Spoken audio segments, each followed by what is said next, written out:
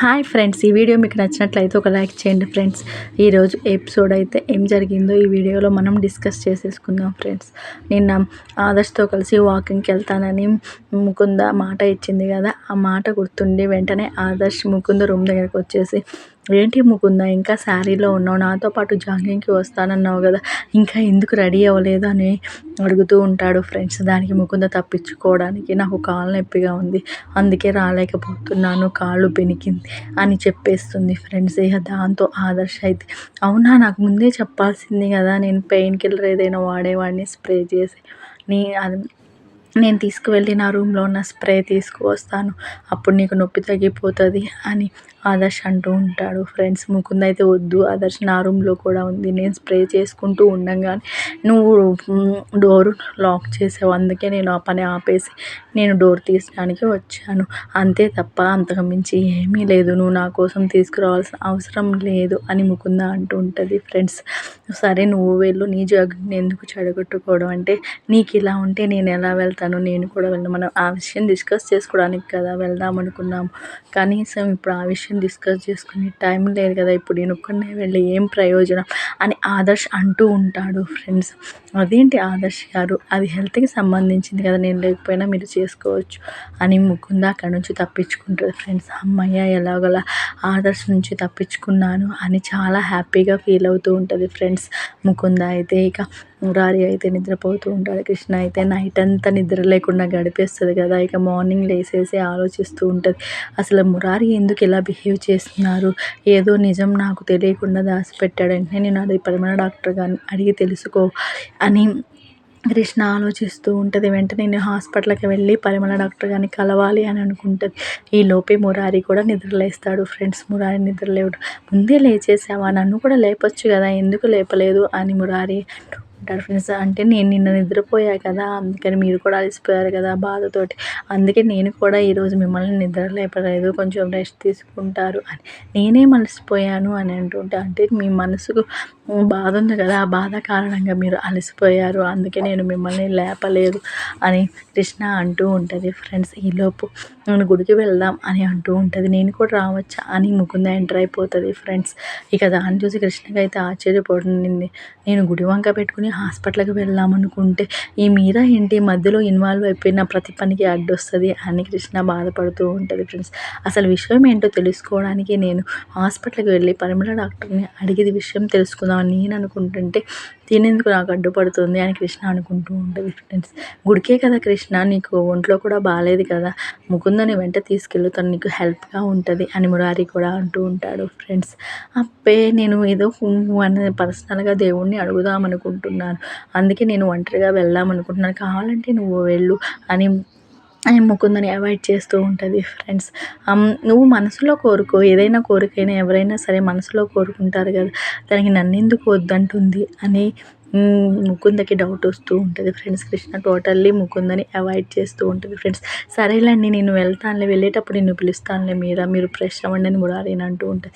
ఈలోపు ముకుంద అయితే తీవ్రంగా ఆలోచిస్తూ ఉంటుంది, అసలు కృష్ణ నన్ను ఎందుకు అవాయిడ్ చేస్తుంది, దానికి గల కారణం ఏంటి, నా గురించి నిజం తెలిసిపోయిందా అందుకే ఇలా చేస్తుందా, ఒకవేళ తెలిస్తే అందరి ముందు బయట పెట్టేసేది కదా, ఇంత మౌనంగా ఉండదు, నాకు ఏదో డౌట్ వస్తుంది, కృష్ణకి నేను ఎవరు అనే విషయం తెలిసిందా, లేకపోతే కావాలని అవాయిడ్ చేస్తుందా అని ఆలోచిస్తూ ఉంటుంది ఫ్రెండ్స్. వెంటనే ఆదర్శ్ కూడా ముకుంద గురించి ఆలోచిస్తాడు. ఈరోజు అమ్మ ఇంట్లో తన స్థానం గురించి చెప్తానంది, తన కోడల స్థానం ఇస్తుందని నేను అనుకుంటున్నాను అని ఆదర్శ్ హ్యాపీగా ఫీల్ అవుతూ ఉంటాడు ఫ్రెండ్స్. ఈలోపు ముకుంద అటుగా వస్తూ ఉంటుంది. ఆదర్శ్ అయితే ముకుందను ఆపి, నీతో ఒక విషయం చెప్పాలనుకుంటున్నాను, అదే ఆ విషయం ఈరోజు అమ్మ చెప్తానంది కదా, ఈ ఇంట్లో నీ స్థానం గురించి, దాని గురించి నువ్వేమనుకుంటున్నావు, నీకు టెన్షన్ లేదా అని ఆదర్శ్ అడుగుతూ ఉంటాడు.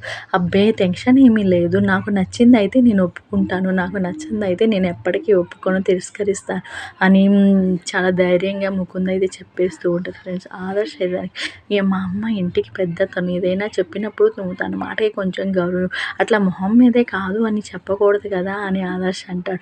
మేబీ తను కోడలిగా ఉండమని అడుగుతుందని ఆదర్శ్ అనుకుంటున్నాడు ఫ్రెండ్స్. అక్కడ ముకుంద అయితే దానికి యాక్సెప్ట్ చేయదు అన్నట్లుగానే సమాధానం చెప్పేసింది. కొంచెం ఆదర్శ్కి అయితే ఫియర్ మొదలైపోయింది ఫ్రెండ్స్ లోపల. బహుశా ముకుందకి నేను ఇష్టం లేనట్టు ఉన్నాను, తన అభిప్రాయాన్ని కూడా నేను తెలుసుకుని అమ్మకి ఈ విషయాన్ని చెప్పాల్సింది. కానీ ముకుంద ఇప్పుడు నన్ను యాక్సెప్ట్ చేయకపోతే నేనేం చేయాలి అని ఆదర్శ్ ఆలోచిస్తూ ఉంటాడు ఫ్రెండ్స్. నేను ఎన్నో హోప్స్ పెట్టుకున్నాను ముకుంద మీద, తను నా భార్య అవుతుందని, నేను పెళ్లి చేసుకుంటాను. కానీ తను ఎలా రియాక్ట్ అవుతుందో అర్థం కాకుండా ఉందని ఆదర్శ్ బాధపడుతూ ఉంటాడు ఫ్రెండ్స్. ముకుంద అయితే అదే అభిప్రాయాన్ని ఆదర్శ్తో కూడా సూటిగా చెప్పింది. ఇప్పుడు ఏదైనా మేడం గారు చెప్పిన విషయం నాకు నచ్చిందయితే నేను ఒప్పుకుంటాను, అదే నాకు నచ్చిందయితే నేను మొహమాటంగా కాదనేస్తాను అని చెప్పేస్తుంది ఫ్రెండ్స్. తన మనసులో ఉన్న విషయాన్ని మ్యాక్సిమం చెప్పినట్టే అనిపిస్తుంది ఫ్రెండ్స్ ఆదర్శకి అయితే. వెంటనే ఇక కృష్ణ అయితే హాస్పిటల్కి వచ్చేస్తూ ఉంటుంది ఫ్రెండ్స్. పరిమళ డాక్టర్ గారిని అడిగి అసలు విషయం ఏంటో తెలుసుకోవాలి అని అనుకుంటూ ఉంటుంది ఫ్రెండ్స్. వెంటనే నర్స్ పలకరిస్తూ ఉంటుంది. మేడం హెల్త్ ఎలా ఉంది, తగ్గిపోయిందా, బాగానే ఉన్నారంటే బాగానే ఉన్నాను అని, ఇప్పటి నుంచి హాస్పిటల్కి వస్తారు అని అడుగుతూ త్వరలోనే వస్తానంట. ఈలోపు ఒక కేసు వస్తుంది హాస్పిటల్కి. తన భార్య కడుపు నొప్పితో బాధపడుతూ ఉన్నప్పుడు ఒక అతను హాస్పిటల్కి తీసుకుని వస్తాడు. దాన్ని చూసేసి ఏమైంది, ఎందుకు తనంత బాధపడుతుంది అని అడుగుతూ ఉంటుంది కృష్ణ అయితే. ఏం లేదు మేడం, 4 రోజుల క్రితం బండి నుంచి కింద పడ్డది, దాంతో కడుపు నొప్పి అంట బాగా, అందుకే హాస్పిటల్కి తీసుకువచ్చాను అని అంటూ ఉంటారు. దీంతో బండి మీద నుంచి కింద పడి తన గర్భసంచి తీసేయాలన్నారు, తనకి ఈ జన్మలో పిల్లలు పుట్టరంట. ఇక ఇక్కడే సంతకం చేయమన్నారు, ఇక్కడ సంతకం చేసేసి నేను విడాకుల పత్రం మీద కూడా సంతకం చేస్తాను. అదేంటి అలా మాట్లాడతారు, మీకు కొంచెం కూడా న్యాయం లేదా, ధర్మం లేదా, నీ భార్యకి పిల్లలు పుట్టకపోతే నువ్వు వదిలేస్తావా, ఇక నీకు పిల్లలేనా ముఖ్యం అని కృష్ణ ఆయనతో వాదిస్తూ ఉంటుంది. అదేంటి మేడం అలా అంటారు, మా అమ్మగారికి నేను మాట ఇచ్చాము వారసులు ఇస్తామని, ఇప్పుడు మా అమ్మకి పిల్లలు పుట్టకపోతే నా భార్యని నేను ఏలుకుంటే మా అమ్మ ఒప్పుకోదు, అందుకే మా అమ్మ సంతోషం కోసం నా భార్యకి విడాకులు ఇచ్చి నేను వేరే పెళ్లి చేసుకుంటాను అని అక్కడ ఉన్నదని చెప్తారు. సరే నాకు సైన్ పెట్టే టైం అయిందని ఇక్కడ నుంచి వెళ్ళిపోతూ ఉంటాడు ఫ్రెండ్స్. కృష్ణ ఆ విషయానికి చాలా బాధ, మా ఏసీపీ సరే నయం అనుకుంటూ ఉంటుంది ఫ్రెండ్స్. లోపు మధు మరియు రజనీ కూతురు ఇద్దరి మధ్య డిస్కషన్ జరుగుతూ ఉంటుంది ఫ్రెండ్స్. ఎందుకు అంత డల్గా ఉన్నావు, మా అమ్మ ఏమో ఆదర్శ్ వెంట తిరగమంటుంది, నాకేమో ఆదర్శ్ అంటే ఇష్టం లేదు, ఆదర్శ్ కూడా నేనంటే ఇష్టం లేదు, కానీ తప్పదు, ఆదర్శని ఎలా అయినా ఇష్టపడేలా చేసుకోవాలి, అసలు ఇంటికి వచ్చిన లక్ష్యమే అది కదా, మేము ఆదర్శని నేను ఇష్టపడకపోతే ఈ ఆస్తి మాకు దక్కదని మా అమ్మ చెప్పింది, అందుకనే నేను ఆదర్శ్ బావను ప్రేమిస్తున్నట్టుగా ఇష్టపడుతున్నట్టుగా ఉండాల్సి వస్తుంది, లేకపోతే మా అమ్మ నన్ను చంపేస్తుంది అని చెప్పేస్తూ ఉంటుంది ఫ్రెండ్స్ సంగీత అయితే. మధు అయితే నువ్వెందుకు అలా చెప్పాలి, నీకెవరు నచ్చారో నువ్వు అలాగే ఉండు, నీకెవరైతే ఇష్టమవుతారో నువ్వు వాళ్ళనే ప్రేమించు, వాళ్ళనే పెళ్లి చేసుకో, మీ అమ్మ చెప్పిన వాళ్ళని ప్రేమించుకోవాల్సిన అవసరం లేదు, ఇది నీ జీవితం, డెసిషన్ నీది అని మధు సంగీతకి సలహా ఇస్తూ ఉంటాడు ఫ్రెండ్స్. ఆ మాటలు విని రజని వెంటనే మధు గారి చెంప చెల్లు అనిపిస్తూ ఉంటుంది ఫ్రెండ్స్. ఏం మాట్లాడుతున్నావురా, నేను ఇంటికి వచ్చింది ఎందుకు అనుకుంటున్నా, ఈ ఆస్తి మొత్తం మా సంగీత మరియు ఆదర్శ్ పేర్ల మీదుగా వస్తుందనే కదా నేను ఇంతవరకు వచ్చింది, ఎలాగో అదృష్టం కొద్దీ ముకుంద చనిపోయింది, ఇప్పుడు రెండో భార్యగానే సంగీత ఆదర్శ్కి భార్య కావాలి, అదే నేను కోరుకుంటున్నాను, మొదటి భార్యగానే ఈ ఇంటికి కోడల్ని చేద్దాం అనుకో, అనే అవకాశం నాకు ఇవ్వలేదు, ఈసారి ఎలా అయినా ఈ అవకాశాన్ని నేను వదులుకోను, నువ్వు కూడా ఈ అవకాశాన్ని చెడగొట్టే ప్రయత్నం చేయవద్దు అని గట్టిగా వార్నింగ్ ఇస్తుంది ఫ్రెండ్స్. నువ్వు ఎలా సంగీతకి ఆదర్శ్కి పెళ్లి చేస్తావో నేను చూస్తాను, అసలు ఆ పెళ్లి జరగకుండా నేను చూస్తాను అని మధు కూడా గట్టిగా వార్నింగ్ ఇస్తాడు ఫ్రెండ్స్. సంగీత జీవితాన్ని నాశనం చేస్తే నేను చూస్తూ ఊరుకోను అని రజనీకి గట్టిగా వార్నింగ్ ఇస్తాడు ఫ్రెండ్స్. అది చూద్దాంలే, వెళ్ళి నీ పని చూసుకో అంటుంది. నేను ఎలాగైనా భవానీకి ఈ విషయం చెప్పి ఒప్పిద్దాం అనుకుంటే మధ్యలో వీడి గోలేంటి, అసలు విషయాన్నంతా చెడగొట్టేటట్టున్నాడు వీడు అని రజనీ కోపడుతూ ఉంటుంది ఫ్రెండ్స్. ఇక మధుకైతే గట్టిగా వార్నింగ్ ఇచ్చేస్తుంది. మధు కూడా రజనీకి వార్నింగ్ ఇస్తాడు ఫ్రెండ్స్. ఈ పెళ్ళిని ఎలా ఆపుతానో చూడు, సంగీత జీవితాన్ని నాశనం అవ్వకుండా చూస్తాను అని చెప్పేసి మధు కూడా అక్కడ నుంచి వెళ్ళిపోతాడు ఫ్రెండ్స్.